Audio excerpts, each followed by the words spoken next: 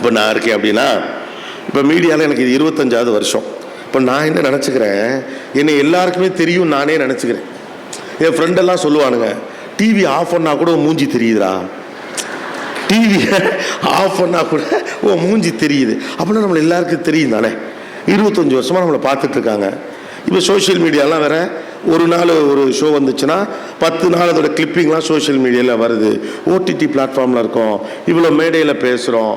Okay, நம்மளை தெரியாதவங்க யாரும் இருக்க மாட்டாங்க அப்படின்னு நம்மளே நினச்சிப்போம். இப்போ மாலுக்கெலாம் போகிறப்ப அப்படி லைட்டாக தலையை குனிஞ்சபடி போவோம். ஏன்னா எல்லாருக்கும் நம்மளை தெரியுமா.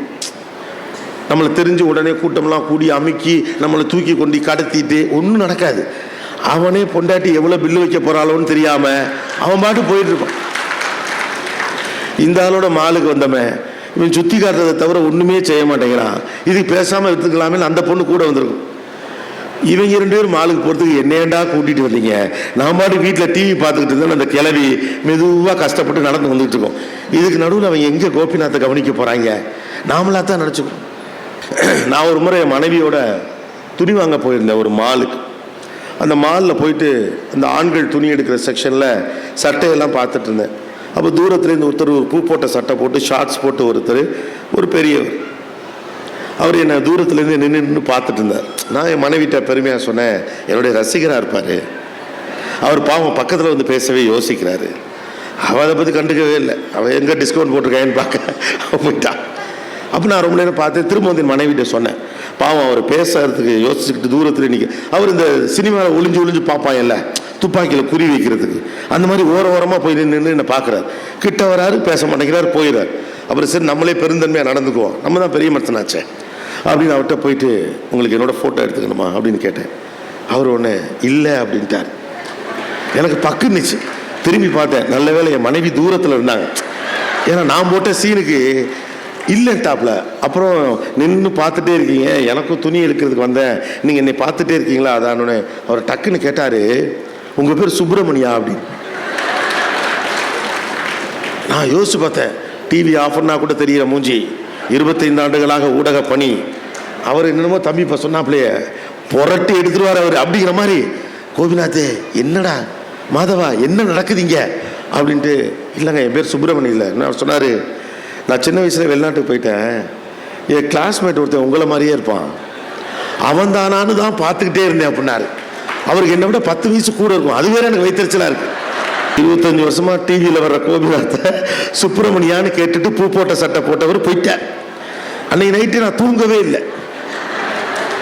என்னடா அவளை மேட்டுப்பாளையம் ரயில்வே ஸ்டேஷனில் ஒரு தடவை நான் வந்து ஊட்டியில் ஒரு நிகழ்ச்சி முடிச்சுட்டு மேட்டுப்பாளையத்தில் ட்ரெயின் ஏறதுக்காக வர்றப்ப மேட்டுப்பாளையம் ரயில்வே ஸ்டேஷனில் இருக்க எல்லாருக்கும் என்ன தெரியுது, அண்ணா கோபினை வாங்க திஸ் தேட் அப்படிங்கிறாங்க. இந்த டிக்கெட்டுக்கு வந்து ஈக்யூன்னு ஒன்று ரிலீஸ் பண்ணுவாங்க, எமர்ஜென்சி கோட்டான். அவசரத்துக்கு நான் கேட்டிருந்தேன், எனக்கு அந்த ஈக்யூ ரிலீஸ் பண்ணி தரேன்னு சொல்லியிருந்தாங்க. அது ஈக்யூ ரிலீஸ் பண்ணுவாங்க, பண்ணாமல் விட்டுட்டாங்க. அப்போ ஏறினவுடனேயும் அப்போ தான் அங்கே யாரோ ஒரு ஸ்போர்ட்ஸ் டீம் விளையாட போனவங்க என்னை சுற்றி நின்னாங்க அந்த பசங்களாம். ஆனால் வாங்கண்ணா அது இதுன்னு சொல்லிட்டு இருக்கல, அந்த டிடிஆருக்கு ஒரு எரிச்சல் வந்துச்சு. யாரா அவன் இவனை சுற்றி நிற்கிறான், தம்பி எல்லாம் வண்டிக்குள்ளே ஏறு அப்படின்ட்டாப்புல. உடனே அவங்கள ஏறின உடனே நான் என் டிக்கெட்டை காட்டினேன், உனக்கு டிக்கெட் இல்லை போ அப்படின்ட்டார். நான் உடனே சார் இல்லை சார் ஈக்யூ ரிலீஸ் பண்ணேன்னு சொன்னாங்க சென்னையிலேருந்து, அதெல்லாம் எனக்கு தெரியாது, உங்கள் நேம் சார்ட்டில் கிடையாது போங்க அப்படின்ட்டார். நான் சொன்னேன், சார் எப்படியும் காலைல ஷூட்டிங் இருக்குது, ஊருக்கு போகணும். அந்த ஹோல் ரயில்வே ஸ்டேஷனில் இருக்க எல்லாருக்கும் என்ன தெரியுது, டிடிஆருக்கு மட்டும் என்ன தெரில. அப்போ இரவு 9 மணிக்கு நியமனம் வரும். அப்புறம் அவர் சொன்னார், நீங்கள் உட்காருங்க, எங்கேயாவது சீட்டு காலியாச்சுன்னா நான் உங்களுக்கு தர்றேன் அப்படின்னு சொல்லிட்டு அந்த ஆர்ஏசி ஏதோ ஒன்று அதில் என்ன அவரோட இடத்துல உட்கார வச்சுக்கிட்டேன். அப்போ என்னென்னா அந்த பசங்களுக்கெல்லாம் என்னென்னா அண்ணன் பாவம் உட்காந்துருக்காருட்டு வந்து மல்லுக்கு வராங்க. வந்து டிடிஆர்ட்ட, சார் நான் என் இடத்த அண்ணனுக்கு கொடுக்குறேன் சார், அண்ணன் படுத்துட்டு போகிறேன் சார், நான் உட்காரண்ணா. தம்பி இது உன் ஊடு கிடையாது, ட்ரெயின், இங்கே நான் சொல்கிறது தான் சட்டம், போய் உன் இடத்துல படு. அவருக்கு இடம் நான் கொடுப்பேங்கிறாரு. வண்டி போயிட்டே இருக்கு, நாங்கள் உட்காந்தே இருக்கேன். ஒரு 1.5 மணி நேரம், அதுக்குள்ள அவங்க சண்டைக்கு வராங்க. வேற அண்ணனை உட்கார வச்சிருக்கேன், நான் என் இடத்த தரேன் அப்படிங்கிறான். சும்மா இருக்கடா, அந்த ட்ரெயின்லேருந்து இறக்கி விட்டுற போகிறான் அப்படின்னு எனக்கு. நான் ஒன்று அவர் உட்காந்து ஒரு 1.5 மணி நேரம் கழித்து வந்தார். வந்துட்டு நீ என்ன பண்ணுறப்பா அப்படின்னு கேட்டார். நான் அது மாதிரி டிவியில் நிகழ்ச்சியெலாம் நடத்துகிறேன். அது தொழில், இவங்க எதுக்கு மல்லுன்னு வரானுங்க அப்படி இல்லை, பசங்களுக்குலாம் என்ன பிடிக்கும், மாதிரி அண்ணன் என்னன்னு கூப்பிட்டு அந்த இதில் நான் உட்காந்து வரேனே, அவங்க இடத்த கொடுக்குறேன்னு வரேன். அப்போ அவர் சொன்னார், ரொம்ப சிம்பிளாக லைஃப்பை நம்ம பெருசாக நினைக்கிறோம்ல, அவர் சிம்பிளாக முடிச்சு விட்டார். சொல்லி முடிச்சு அப்படிம்போம்ல அந்த மாதிரி. எங்கே தம்பி, இந்த ட்ரெயின் தான் வழக்கமாக நமக்கு, பெரும்பாலும் இதில் தான் வருவேன், 7:30 மணிக்கு வீட்டிலேருந்து கிளம்பிடுவேன், நான்லாம் உன் நிகழ்ச்சி பார்த்ததே இல்லை அப்படின்னார். அப்போ நிகழ்ச்சி ஆரம்பித்து 12 வருஷம் ஆயிடுச்சு. நிகழ்ச்சி ஆரம்பித்து 12 வருஷம் ஆன ஒரு நிகழ்ச்சியை இது வரைக்கும் நான் உன்னை பார்த்ததே இல்லை அப்படிங்கிறார். அந்த மேட்டுப்பாளையம் ஸ்டேஷனில் வாட்டர் பாக்கெட் விற்கிறவர், டீ விற்கிறவர், இன்னும் சொல்ல போனால் அந்த ட்ரெயின் டிரைவர் கூட என்ன தெரிஞ்சிருக்கும். ஆனால் என்னை யாருக்கு தெரியணுமோ அவருக்கு மட்டும் தெரியலை. அதை கூட நான் தாங்கிக்கிட்டேன். அதுக்கப்புறம் அவர் சொன்னார், ஒரு 1.5 மணி நேரம் ஆச்சு நான் அங்கேயே உட்காந்துருக்குறேன். அப்புறம் இதெல்லாம் கேட்டுட்டு, அப்படியா அதுக்கு தான் அந்த பையலை வந்து கேட்டாங்களா அப்படின்ட்டு அவர் சொன்னார், சீட்டெல்லாம் நிறைய கிடக்கு, இந்த பயலு சும்மா இருந்தாங்கன்னா உன்னை அப்பயே படுக்க வச்சிருப்பேன், இவங்க வந்து என்னமோ நான் கொடுக்குறேன், நான் இடம் கொடுக்குறேன், இன்னும் நீ என்ன அவ்வளோ பெரிய ஆளா, அதான் உன்னை உட்கார வச்சா அப்படின்னு.